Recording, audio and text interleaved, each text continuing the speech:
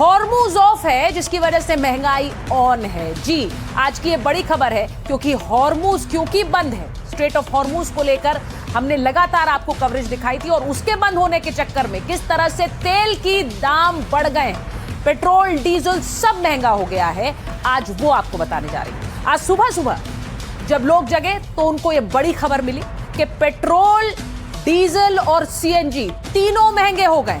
Petrol 3 रुपए litre महंगा हुआ है, उसके साथ ही डीजल भी आज 3 रुपए लीटर महंगा हो गया और सीएनजी 2 रुपए किलो महंगी हो गई है। तो यह है ट्रिपल अटैक जिस खबर के साथ आज देशवासियों की सुबह हुई है और इसे लेकर आज किस तरह से खड़कम मचा, आपको बताती हूं कि आपके शहर में पेट्रोल की कीमतें कितनी हो गई हैं वो जरा देख लीजिए और ये भी देख लीजिए क्योंकि बाकी के शहरों में पेट्रोल की कीमत क्या है, जरा जल्दी से दिखा दीजिए। ये देखिए, नई दिल्ली में 97 रुपए 77 पैसे, ये है पेट्रोल की कीमत। अब दूसरा शहर है कोलकाता, 108 रुपए 70 पैसे प्रति लीटर पेट्रोल की कीमत। मुंबई में 106 रुपए 68 पैसे, चेन्नई में 103 रुपए 67 पैसे, गुड़गांव में 98 रुपए 47 पैसे, नोएडा में 97 रुपए 78 पैसे, बेंगलुरु में 106 रुपए 21 पैसे। बेंगलुरु वालों को कुछ ज्यादा ही पैसे देने पड़ेंगे। चंडीगढ़ में 97 रुपए, हैदराबाद में 110 रुपए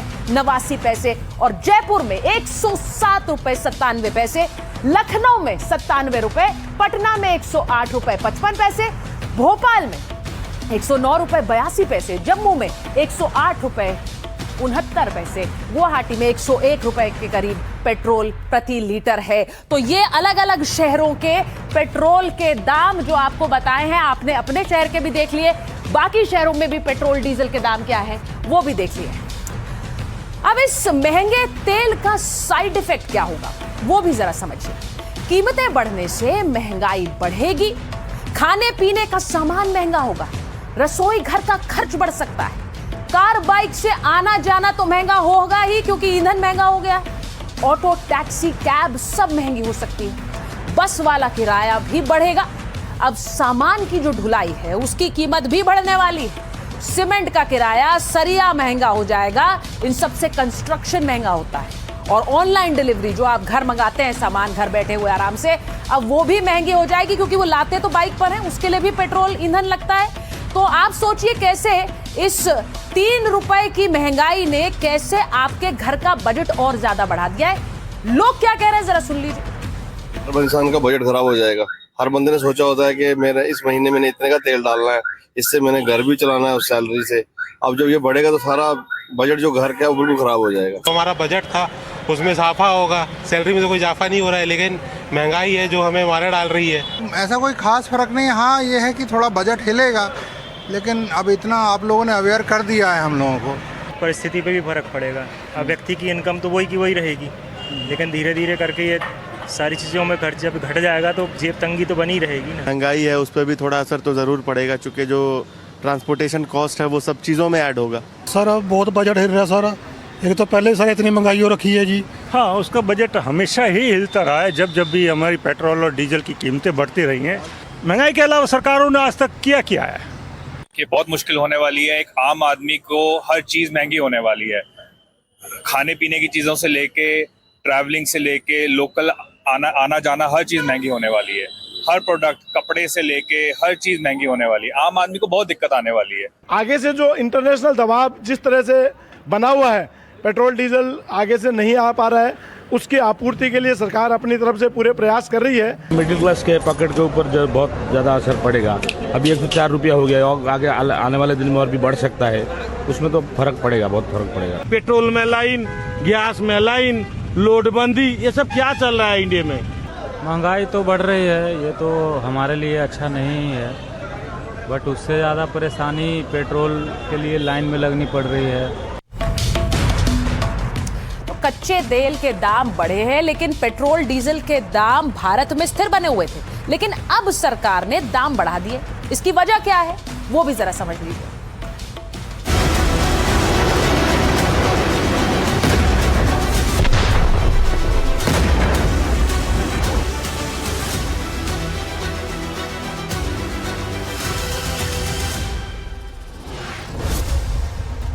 अमेरिका ईरान के बीच जारी युद्ध की वजह से अब आग महंगाई में लग गई है। मिडिल ईस्ट में जंग से लोगों की जेब तंग होने लगी है। कच्चे तेल की बढ़ती कीमतों के बाद बढ़े पेट्रोल डीजल के दामों ने घरों का बजट बिगाड़ दिया है। दामों के बढ़ने का गणित समझें तो इसके पीछे 4 कारण हैं। पहला, ईरान युद्ध की वजह से तेल की सप्लाई चेन पर संकट। दूसरा, अंतर्राष्ट्रीय बाजार में कच्चे तेल के बढ़ते दाम। तीसरा, भारतीय तेल कंपनियों को हो रहा नुकसान। और चौथा, वैश्विक अनिश्चितता, जिसकी वजह से डॉलर के मुकाबले रुपए की कीमत में गिरावट आ रही है, जिसकी वजह से कच्चे तेल का आयात और भी महंगा हो गया है, क्योंकि तेल का भुगतान डॉलर में करना पड़ता है। युद्ध से बढ़ते तनाव के बीच पेट्रोल डीजल के दामों को स्थिर रखा गया था, जिसकी वजह से तेल कंपनियां रोज 1000 करोड़ का नुकसान उठा रही हैं। आंकड़े बताते हैं कि तेल कंपनियों को 1 लीटर पेट्रोल पर 26 रुपए और डीजल पर 82 रुपए का नुकसान हो रहा है। मतलब जो पेट्रोल लागत के बाद 125 रुपए प्रति लीटर होना चाहिए था, वो फिलहाल 97 रुपए में मिल रहा है। और जिस डीजल की कीमत 170 रुपए के करीब होनी चाहिए थी, वो 90 रुपए में बिक रहा है। कंपनियों को होते घाटे की वजह से ही पेट्रोल डीजल पर से केंद्र सरकार ने एक्साइज ड्यूटी घटाई थी, लेकिन जब कच्चे तेल की कीमतें ज्यादा बढ़ने लगी तो पीएम मोदी ने खुद सामने आकर अपील की थी। पेट्रोल डीजल का संयम से इस्तेमाल करना। साथियों, हमें पेट्रोल डीजल का उपयोग कम करना होगा।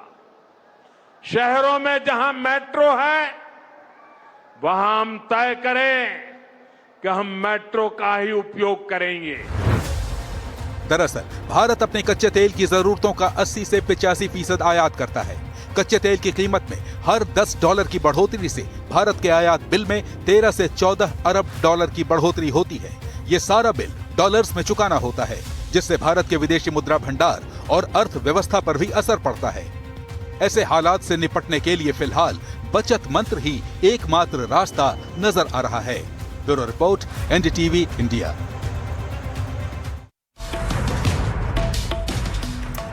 अब सरकार अपने स्तर पर हालात को संभालने की कोशिश कर रही है। इस बीच प्रधानमंत्री की अपील के बाद तस्वीरें क्या आई वो जरा देख लीजिए। सचिवालय पैदल पहुंच गए सम्राट चौधरी। बिहार के मुख्यमंत्री पैदल चल के गए, अपने आवास से निकले। बहुत दूरी नहीं है, पर उन्होंने तय किया कि वो पैदल चलकर जाएंगे। तो देखिए, सम्राट चौधरी पैदल निकले, उनका पूरा जो स्टाफ था उनके साथ चलता हुआ, उनके सिक्योरिटी गार्ड्स उनके साथ चलते हुए सचिवालय तक पहुंचे। तो ये सम्राट चौधरी देश में मोदी ने कहा था कि आपको बिना गाड़ी के भी चल सकते हैं। ये तस्वीरें सचिवालय पैदल चलते हुए बिहार के मुख्यमंत्री। अब कईयों ने अपना काफिला घटा लिया और सम्राट चौधरी का क्योंकि दफ्तर बगल में है, पास है, तो वो चलकर भी जा सकते हैं। उन्होंने ये पहल की। अब आपको एक और तस्वीर दिखाती हूँ। रामपुर से बीजेपी के विधायक हैं, इन्होंने सरकारी गाड़ियां ही छोड़ दी। इन्होंने कहा मैं ई रिक्शे में चलूंगा, तो ये ई रिक्शे से इनकी तस्वीर आई। अब देखिए, ई रिक्शे पे बैठे हुए हैं और ई रिक्शे से उनके गार्ड साथ में चल रहे हैं, वो ई रिक्शे में जा रहे हैं। ई रिक्शा से सफर करते रहे, सभी कार्यक्रमों में इसी से वो शामिल हो रहे हैं। तो अब उन्होंने अपनी तरफ से एक कोशिश की है इस महंगाई के चलते, और वैश्विक परिस्थिति में प्रधानमंत्री की अपील को सुनते हुए ई रिक्शे पर सवार हुए।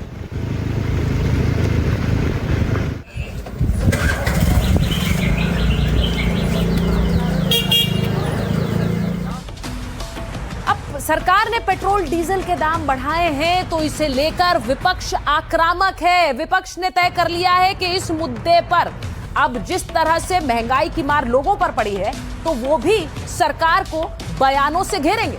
जरा सुनिए।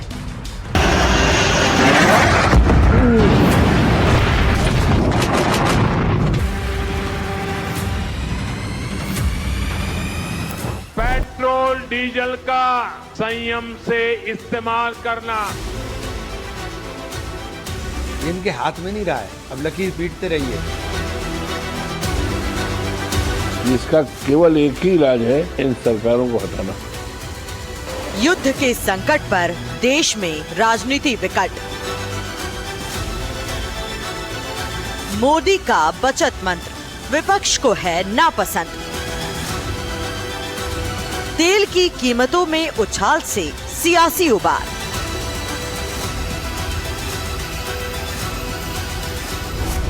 मिडिल ईस्ट में युद्ध चल रहा है, लेकिन इसके वैश्विक असर के बाद आग भारत की सियासत में लग गई है। पेट्रोल डीजल महंगा हुआ तो सरकार को घेरने के लिए विपक्ष सामने आ गया। राहुल गांधी ने बढ़ी कीमतों को मोदी की गलती बता दिया। सोशल मीडिया पर पोस्ट कर लिखा कि 3 रुपए का झटका लग चुका है, बाकी वसूली किश्तों में की जाएगी। और इसी लाइन पर कांग्रेस पार्टी के सांसद इमरान मसूद का बयान भी सामने आया। देखिए, अभी धीरे धीरे झटके लगेंगे। ये 20 रुपए बढ़ेगा, 20 से भी ऊपर ना चला जाए, ये इनके हाथ में नहीं रहा है। अब लकीर पीटते रहिए, अब तो धीरे धीरे झटके दीजिए और देश को भुगतान के लिए तैयार हो जाना चाहिए। वैश्विक संकट है, लेकिन अगर सही रहते, सही निर्णय हो जाते तो हम इस संकट के अंदर ना फंसते।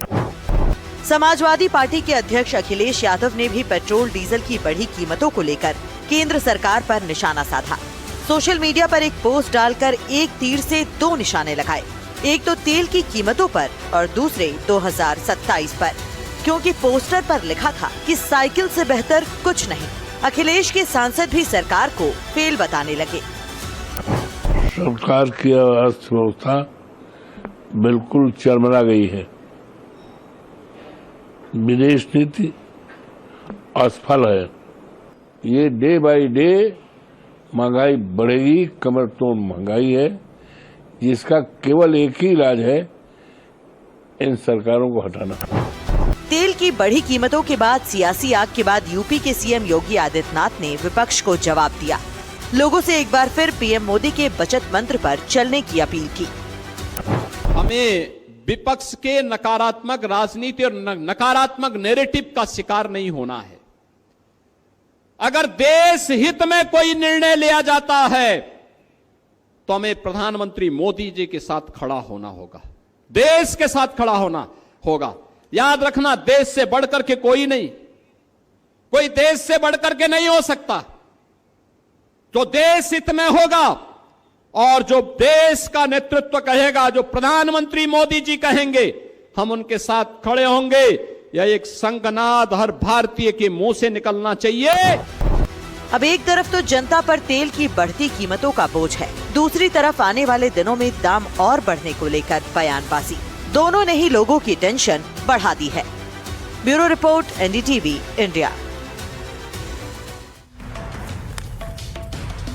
और देश में एक तेल का संकट अगर खड़ा होता है, महंगाई बढ़ी है, तो इस संकट से उबारने के लिए क्या प्रधानमंत्री नरेंद्र मोदी 5 देशों के दौरे पर रवाना हुए हैं? आखिर हर देश से भारत के लिए क्या लेकर आ रहे हैं इस वैश्विक परिस्थिति में? प्रधानमंत्री नरेंद्र मोदी की तस्वीर आपको दिखा रही हूं। 5 देशों के दौरे पर निकले और आज उनका काफिला फिर एयरपोर्ट पर भी घटा हुआ नजर आया है। ये जरा देख लीजिए, क्योंकि जरूरी है उस काफिले को जिसे उन्होंने घटाया है।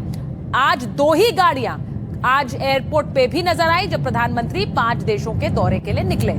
अब ये 5 देश जहां प्रधानमंत्री गए हैं, वो 5 देश कौन से हैं, जरा ये भी समझ लीजिए। 5 देशों का दौरा है प्रधानमंत्री का, उसमें यूएई 15 मई यानी कि आज गए हैं, नेदरलैंड्स फिर 15 से 17 मई, अब नेदरलैंड्स के लिए रवाना हो चुके थे, और स्वीडन 17 से 18 मई, इसके बाद नॉर्वे 18 से 19 मई और इटली 19 से 20 मई। तो ये 5 देश हैं जिनके दौरे पर प्रधानमंत्री नरेंद्र मोदी पहुंचे हैं। अब इन 5 देशों को प्रधानमंत्री ने क्यों चुना है, इसे भी समझिए, क्योंकि इन 5 देशों से क्या वो भारत के लिए इस वैश्विक परिस्थिति में कुछ ना कुछ लेकर आ रहे हैं। आपको ये समझाती हूं क्या। यूएई के अबू धाबी में ऊर्जा सहयोग पर बात करने के लिए प्रधानमंत्री नरेंद्र मोदी पहुंचे हैं। भारत को तेल संकट से निकालने की कोशिश होगी। तेल आयात, आपको यह भी बताऊं कि इसी के साथ साथ तेल आयात के प्रमुख स्रोत के तौर पर, इस प्रमुख स्रोत के तौर पर महत्वपूर्ण होगा। भारत का तीसरा सबसे बड़ा व्यापारिक भागीदार है। इसी के साथ यूएई के बाद नेदरलैंड, स्वीडन और नॉर्वे के दौरे के लिए पहुंचे। समुद्री मार्ग पर आधारित है ये, अर्थव्यवस्था पर फोकस रहेगा। पानी के जरिए जो वैकल्पिक ऊर्जा के विकास हैं, उन पर जोर रहेगा।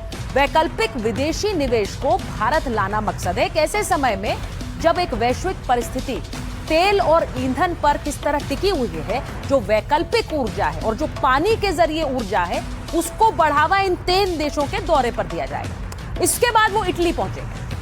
इटली में प्रधानमंत्री मोदी की पीएम मेलेनी से मुलाकात होगी। स्वच्छ ऊर्जा, व्यापार और निवेश पर यहां विशेष जोर दिया गया है। अब जब वो इटली जाएंगे तो यहां डिफेंस मैन्युफैक्चरिंग में साझेदारी बढ़ाने को लेकर भी समझौते और करार हो सकते हैं।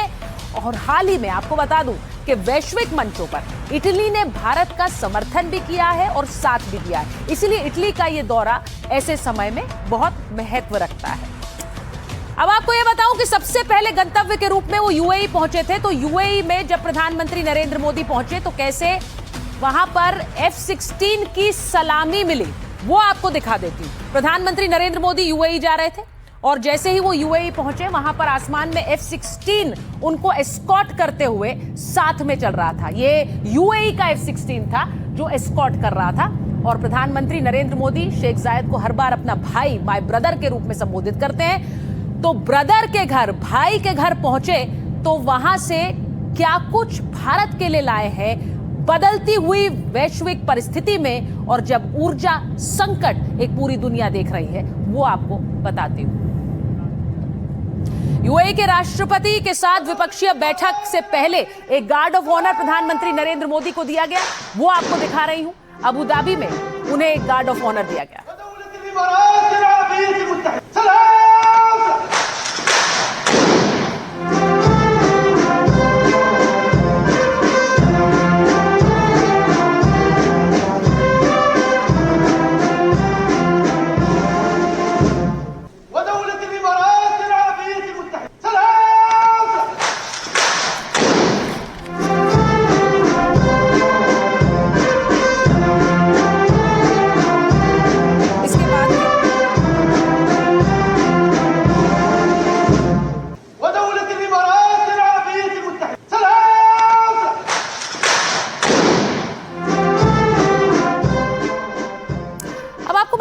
यूएई के राष्ट्रपति के साथ एक द्विपक्षीय बैठक की। दोनों देशों के बीच 7 समझौतों पर एक सहमति हुई है।